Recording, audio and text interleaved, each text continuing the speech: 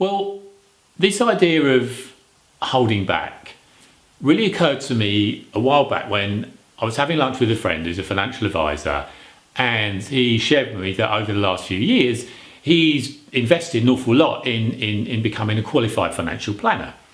And yet he also shared that he's not actually doing it. He's still doing transactional business in the same way that he's done for the past 15 years. Well, of course, that's his choice, but it seems a shame to me that someone would put in a huge amount of time and effort in order to get qualified and then not actually go and use it. Now, my suspicion is that although clearly there are many people out there doing genuine financial planning, I also think that there's probably quite a lot of people who've taken the qualifications who want to do financial planning and yet they're not actually doing it. They're still, like my friend, doing what they did, what they've done all along. So I thought I'd put this short video together to help people in that situation with a few points that if they want to move from say a transactional service to a genuine financial planning service, then these points are going to help them. So the first point would be, well, what is it? Why do people hold back? Well, the truth of it is that familiarity is a really, really powerful force in the human personality. So the desire to stay with the familiar is a strong force if we don't understand it. And really, even when people have a goal that's very compelling for them, sometimes they hold back. And really, it all comes down to someone's thinking, okay? And people hold back because they feel insecure. They feel insecure about leaving what they know, and they feel insecure about the unknown. Now, one of the reasons that I share an understanding of state of mind is because once people begin to understand that it's their thinking that's holding them back and nothing else, there's a tremendous amount of freedom in that. And one of the things that I think is really important, and it was a revelation for me personally, was to learn that insecure thinking and insecure feelings are assigned to stay in the game and continue. They're not assigned to stop. So if we feel insecure about something, then we can ignore that kind of thinking and we can just continue towards the goal or the outcome that we want. We don't have to let insecure thinking stop us. In a financial planning situation where you want to find out, well, what's important to this person, what really matters to them, what are their goals, their ambitions, their dreams, and so on and so forth. Well, many people aren't really going to thought that through clearly. I mean, how many people really sit down and say, well, what do I want my life to look like for the next 10, 15, 20 years and beyond? Many people don't do that. So it's quite likely that when they sit down with you as the financial planner, it's going to be an exploration of the unknown. Now, rather than a financial advisor turning up or financial planner turning up and thinking that the client's going to have all these answers ready and waiting for them, it's a joint co-discovery process for the advisor and for the client. And it really is a step into the unknown. Well, as long as you're comfortable with that and understand that that's part of the game, that's part of the whole thing, then it doesn't need to be a problem.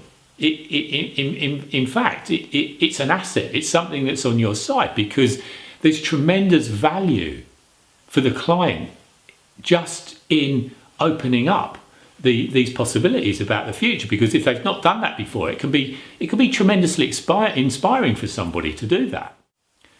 So point number 3 is really make a commitment within yourself to finding out what really matters to your client. So it's very easy to perhaps go in with a client to look at their financial situation and start seeing things where you could help. And there's a tendency with some advisors to jump straight on that and to try and help with the first things that they can see. What's going to be far more useful in a broader financial planning conversation is that willingness to not jump on the first thing that you see that you can solve, to be willing to have that much broader, deeper, more profound conversation about where somebody's going and what they really want in life. Because if you take the trouble and the time to invest in your clients in that way, it will pay you back time and time and time again. Okay, there's no downside to spending more time with the client and really helping them to explore what their own future looks like. So one of the things that I often talk about is listening. And it's very easy to listen through the filters of your professional training.